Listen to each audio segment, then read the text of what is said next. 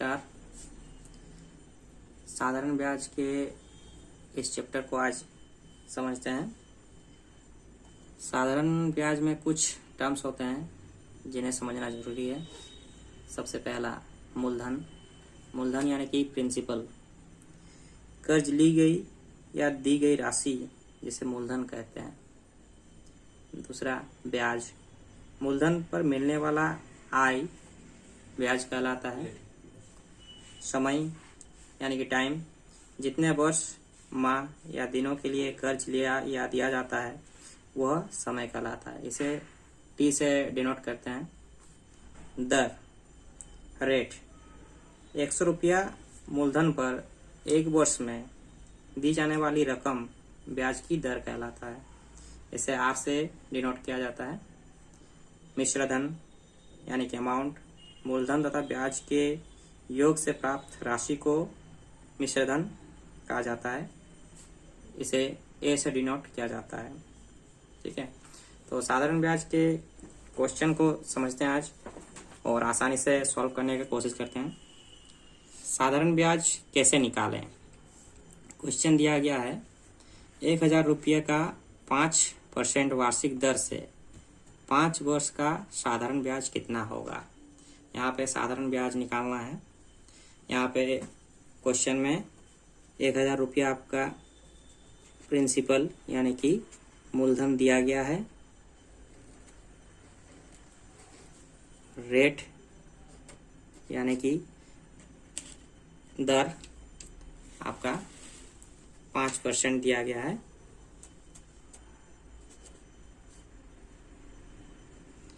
Time दिया हुआ है यानी कि समय 5 ईयर यानी कि 5 साल। अब निकालना है एसआई यानी कि सिंपल इंटरेस्ट, साधारण ब्याज। कैसे निकालें। ब्याज निकालने के लिए हमें देखना होगा कि रेट कितना है।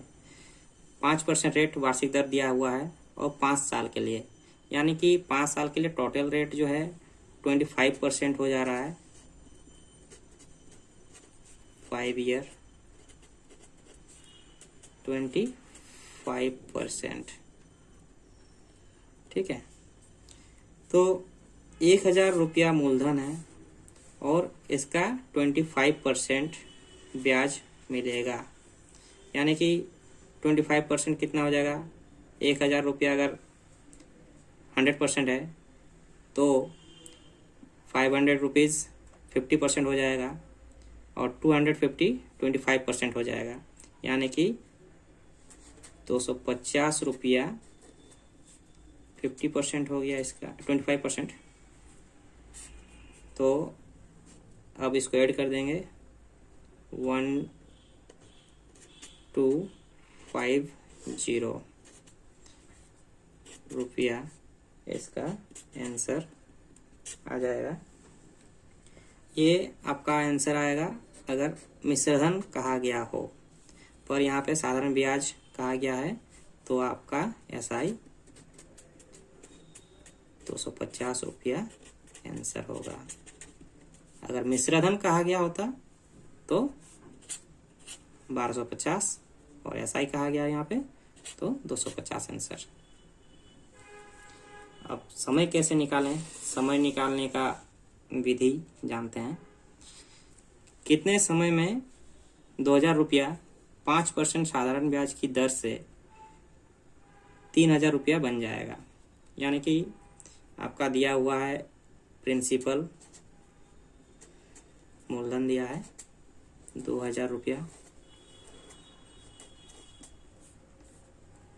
अमाउंट दिया है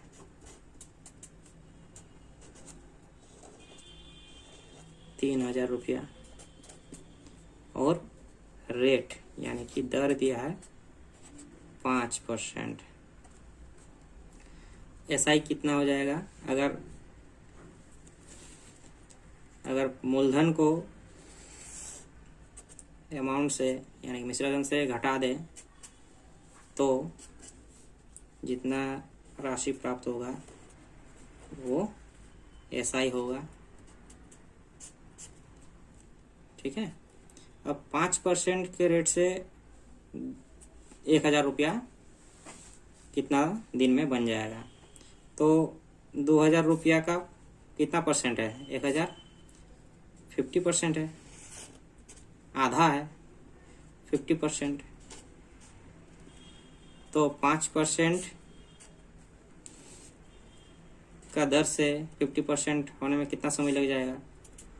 10 ईयर। तो इसका आंसर 10 ईयर। कितना आसानी से निकल गया। अब दर निकालना सीखते हैं। दर कैसे निकालें? किस दर से 1500 रुपया का साधारण ब्याज 2 वर्ष में 15 रुपया हो जाएगा? 2 वर्ष में 15 रुपया साधारण ब्याज हो रहा है, ठीक है।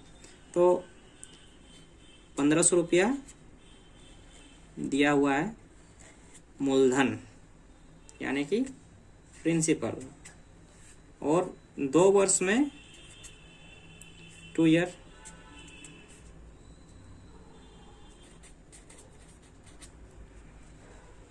दो वर्ष में 15 रुपया हो जा रहा है, यानी कि 15 रुपया क्या है? एसआई है, सिंपल इंटरेस्ट।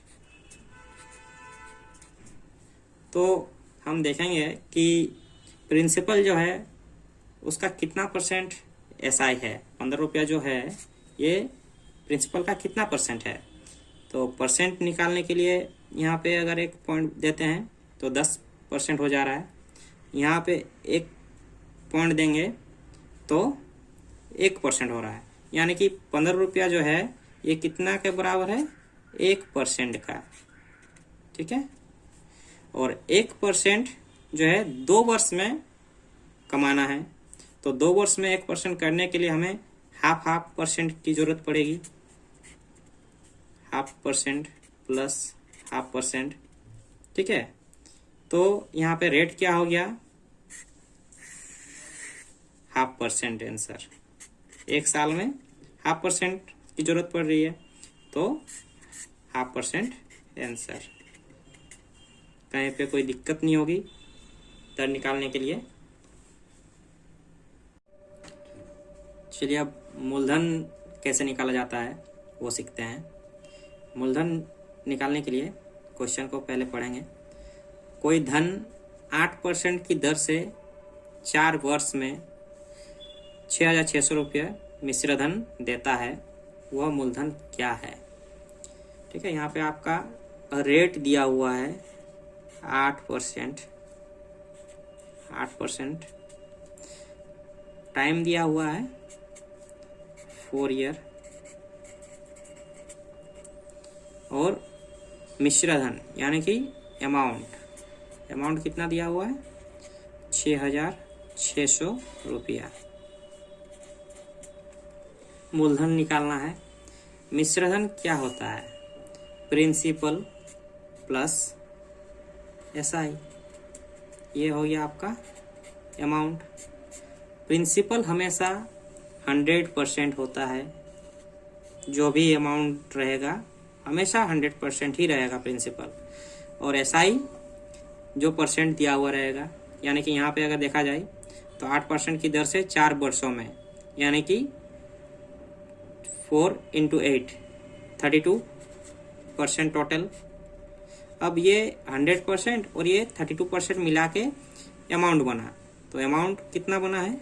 6600 रुपया, ठीक है।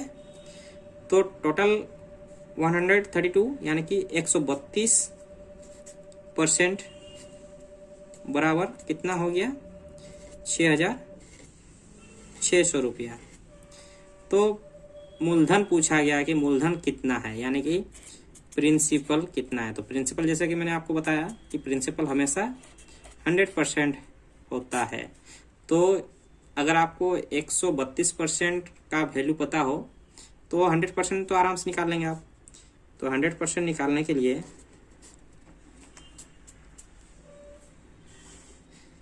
132% इक्वल टू 6600 रुपीज़।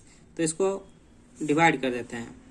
अगर हम इसे 2 से डिवाइड करते हैं तो 66 और ये 3300। फिर से इसको डिवाइड करते हैं,